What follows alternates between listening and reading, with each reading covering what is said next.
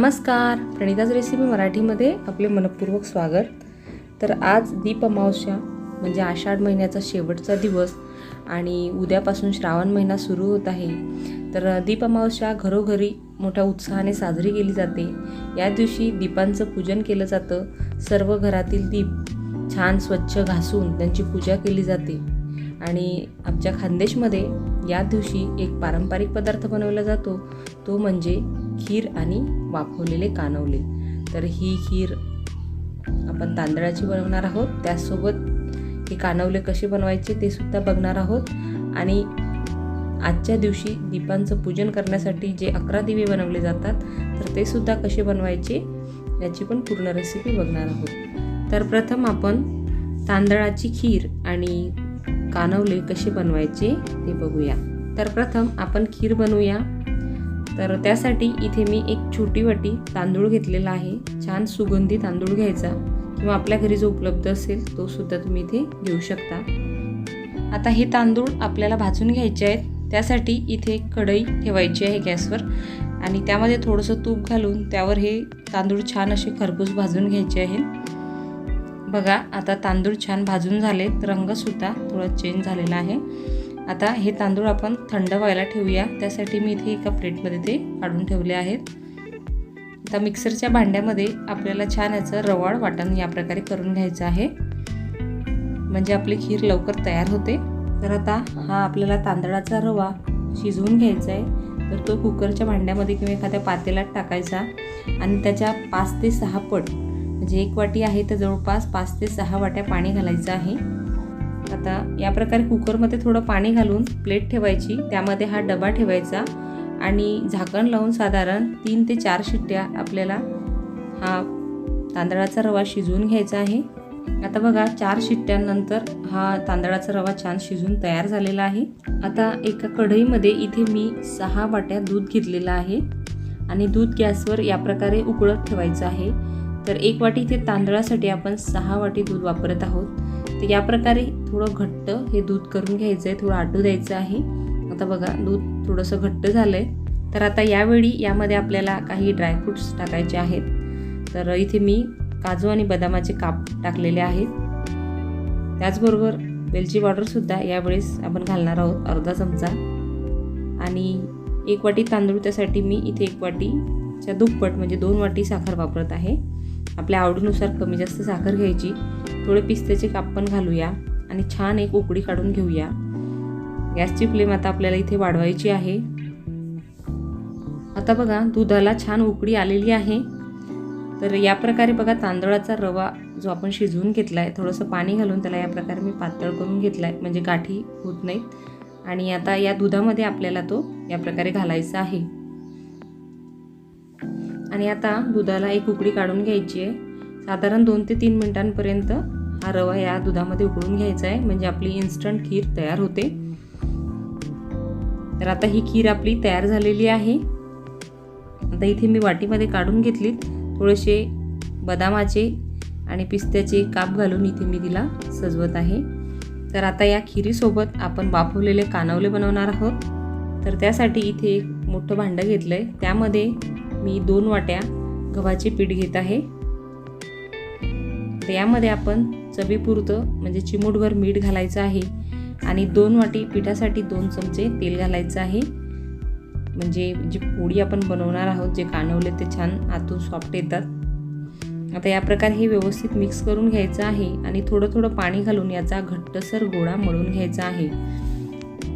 या ठिकाणी गोळा मळून तयार झालेला आहे। या प्रकारे घट्टसरच गोळा आपल्याला इथे हवा आहे। आता एका ओल्या कपड्याच्या साहाय्याने याला साधारण 10 ते 15 मिनिटांसाठी झाकून ठेवायचं आहे। बघा, 10 ते 15 मिनिटांनंतर हा गोळा छान सेट झालेला आहे। आता या गोळ्याचा आपल्याला लिंबा एवढा भाग तोडून याची आपल्याला छान पातळ अशी पोळी लाटून घ्यायची आहे। तर जेवढी पातळ पोळी केली तर ती चवीलाही छान लागते आणि वाफवायला सुद्धा फार कमी वेळ लागतो। आता या तयार झालेल्या पोळीला या प्रकारे एका ब्रशच्या साहाय्याने इथे थोडं तूप लावायचं आहे। याऐवजी तुम्ही तेलसुद्धा इथे वापरू शकता आणि छान या प्रकारे याला दुमड घालायची आहे। आता परत वरच्या साईडला सुद्धा थोडंसं तूप लावून घ्यायचं आहे आणि परत तिला फोल्ड करायची आहे। तर या प्रकारे बघा ही चौपदरी आपला असा हा कानोला तयार झालेला आहे। आता या प्रकारे इथं आपण सर्व पोळ्यांना तूप लावून या प्रकारे घड्या घालून घेणार आहोत। तर हे तयार झालेले कानवले आता एक चाळणीमध्ये या प्रकारे ओला कापड ठेवायचा आणि त्यावर हे ठेवायचे आहेत आणि एका स्टीमरमध्ये किंवा पातेल्यामध्ये पाणी घालून त्यावर हे 10 मिनिटं वाफवून घ्यायचे आहेत। आता बघा 10 मिनिटानंतर इथे आपले कानवले छान वाफवून झालेले आहेत। तर आता आपण इथे डिश तयार करूया। तर इथे वाटीमध्ये मी खीर काढलेली आहे, त्याचबरोबर वाटीमध्ये तूपसुद्धा ठेवलं आहे आणि कानवले तर खूप छान लागतात तुपासोबतसुद्धा आणि खिरीसोबतसुद्धा। तर ही रेसिपी तुम्ही आजच्या दिवशी नक्की ट्राय करा आणि इतर वेळेसही तुम्ही ही हौशीने खाऊ शकता। एक छान पारंपरिक पदार्थ आहे, चवीला खूप छान लागतो आणि थोडा वेगळा आहे। तर हा पारंपरिक पदार्थ दीप अमावस्येला तुम्हीसुद्धा नक्की ट्राय करा आणि तुमचे अनुभव कमेंट्समध्ये नक्की सांगा। तर आता दीप अमावस्येसाठी जे दीपक बनवले जातात तर ते कसे बनवायचे ते बघूया। तर हे 11 दिवे बनवले जातात।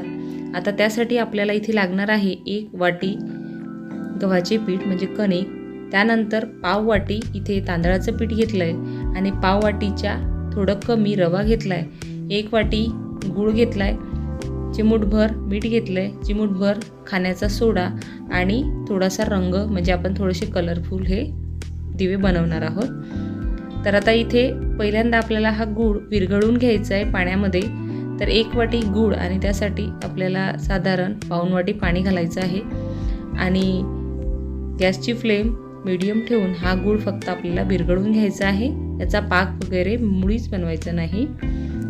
या प्रकारे गॅसवर गरम करून हा गूळ विरघळला तर तो पटकन विरघळतो, म्हणून आपण या प्रकारे हा गरम पाण्यासोबत विरघळून घेत आहोत। हे गुळाचं पाणी आपल्याला गाळून घ्यायचं आहे। आता इथे आपण प्रत्यक्ष पीठ भिजवायला घेत आहोत। तर इथे मोठ्या बाउलमध्ये मी कणिक घातलेली आहे, त्यामध्येच आपल्याला बाकीचे साहित्य म्हणजे रवा, चिमूटभर मीठ, सोडा आणि रंग घालायचा आहे। तर बघा हे गुळाचे पाणी आपण गाळून घेतलेले आहे, म्हणजे यातील कचरा निघालेला आहे।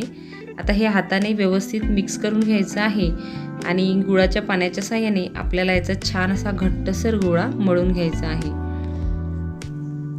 तर इथे मी थोडासा लालसर रंग येण्यासाठी कलर वापरलेला आहे। तर तुम्ही नाही वापरला तरीसुद्धा हे जे आपले दिवे आहेत ते वाफवल्यानंतर छान असा पिवळसर रंग त्याला येतच असतो।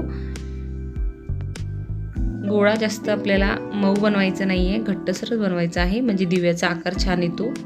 आता गरज पडली तर आपण थोडंसं वेगळं पाणी म्हणजे गुळाचं पाणी जर संपलं तर वेगळं आपलं साधं पाणी यामध्ये वापरायचं आहे। आता इथे आपला गोळा मळून झालेला आहे, त्याला या प्रकारे छान असा चोळून घ्यायचा आहे आणि 10 मिनिटं झाकण ठेवून याला बाजूला ठेवायचं आहे। 10 मिनिटानंतर झाकण उघडूया। तर गोळा बघा छान मुरलेला आहे। आता या प्रकारे याला चोळून छान असा सॉफ्ट करून घ्यायचा आहे,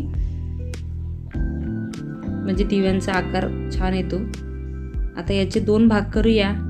या प्रकारे पोळपाटावर किंवा इथे मी चॉपिंग बोर्डवरच हे या प्रकारे रगडून 2 भाग बनवून घेतलेले आहेत। आता या प्रकारे आपल्याला त्याचे छोटे छोटे गोळे कट करून घ्यायचे आहे। तर आपल्याला 11 दिवे बनवायचे आहेत, तर त्या मानाने त्या प्रकारे आपण 11 इथे गोळे बनवायचे आहेत। आता इथे मी पीठ थोडं जास्त घेतलं, त्यामुळे माझे त्यामध्ये 11पेक्षा जास्त दिवे बनणार आहेत। तर आपल्याला जेवढा छोटा मोठा दिवा बनवायचा तसे आपण गोळे या प्रकारे तोडायचे आहेत। आता हे एका टोपलीमध्ये मी वेगळे काढून ठेवत आहे आणि एक गोळा घेऊन या प्रकारे आपल्याला त्याला थोडासा दाब देऊन त्याची छोटीशी पुरी लाटायची आहे। आता या तयार पुरीला या प्रकारे आपल्याला 5 किंवा 7 पाकळ्या बनवून घ्यायच्या आहेत या प्रकारे, आणि आतला भाग थोडासा बोटाने दाबून घ्यायचा। बघा किती सुंदर असा हा आपला दिवा तयार झालेला आहे। तर आपल्याला आवडतील त्या आकाराचे आपण इथे दिवे बनवायचे आहेत। तर मी इथे या प्रकारे 7 पाकळ्यांचे दिवे बनवत आहे, किंवा आपण साधा दिवासुद्धा इथे बनवू शकता।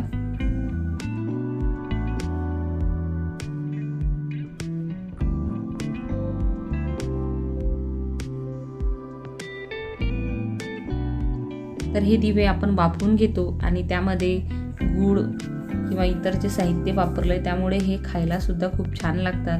पूजा झाल्यानंतर हे दिवे तुपासोबत किंवा खिरीसोबत खातात. बघा, या प्रकारे आता हा आपला दुसरा दिवा बनवून तयार झालेला आहे. तर अशा पद्धतीने आपल्याला जशा आकारात दिवा हवा तसा अतिशय सुबक पद्धतीने आपल्या आपल्या कौशल्यानुसार आपण असे दिवे बनवू शकता. तर या पद्धतीने इथे मी सर्व दिवे बनवून घेते. तर बघा, इथे मी सर्व पिठाचे दिवे बनवून घेतले. या बघा 7 पाकळींच्या आकारात सुद्धा.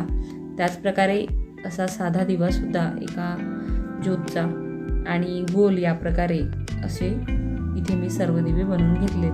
तर तुम्हाला आवडतील त्या आकारात तुम्ही इथे दिवे बनवू शकता. त्याच पद्धतीने या प्रकारे थोडासा कासवाचा शेप तसा सुद्धा दिवा आपल्याला पंतीसारखा बनवता येतो. आता हे दिवे आपल्याला वाफवून घ्यायचे आहेत. तर इथे मी त्यासाठी एका पातेल्यात पाणी उकळत ठेवलं होतं. पाणी उकळल्यानंतर त्यावर या प्रकारे चाळणीमध्ये कापड ठेवून त्यावर हे दिवे ठेवायचे आहेत आणि झाकण ठेवून साधारण आपल्याला 15 मिनिटांपर्यंत हे दिवे छान वाफवून घ्यायचे आहेत. 15 मिनिट झालेले आहेत. तर बघा, आता आपण झाकण उघडून बघितले, दिवे छान वाफवून तयार झालेले आहेत. आता चाळणी आपल्याला काढून घ्यायची आहे आणि दिवे छान थंड झाले की आपण ताटात काढून घेऊया. तर इथे सर्व दिवे आपण ताटात काढून घेतलेत. बघा, खूप छान असा लालसर रंग दिव्यांना आलेला आहे. आता यामध्ये तूप आणि वाती घालायचे आहेत. तर हे साजूक तुपाचे दिवे लावले जातात आणि आता पेटवून सुद्धा घेतलेले आहेत. बघा, सुंदर अशी आपली दीप आरती तयार झालेली आहे. तर आजच्या या दीप अमावस्येला तुम्ही या प्रकारचे दिवे नक्की बनवा. आणि आजच्या दीप अमावस्येला हीच प्रार्थना की जगावरील संकट जावो, सगळीकडे दीप उजळून येऊ, सगळीकडे प्रकाश पडो, अंधाराचा नायनाट होऊ. सर्वांना दीप अमावस्येच्या खूप खूप शुभेच्छा. तर आजचा हा व्हिडिओ तुम्हाला कसा वाटला? आवडल्यास व्हिडिओला लाईक करा, शेअर करा आणि आपल्या पारंपरिक पदार्थांचं जतन आपण नक्कीच केलं पाहिजे.